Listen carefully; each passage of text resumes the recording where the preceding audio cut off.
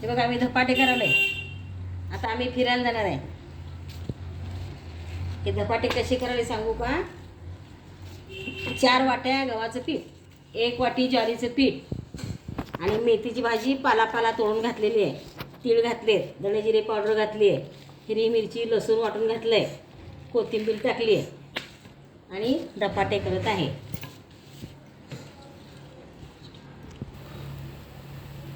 ह्याला खालून वरून तेलून असं भाजायचं.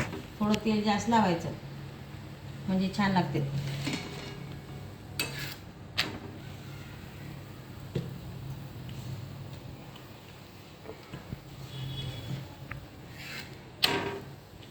पालक पण घालू शकता तुम्ही.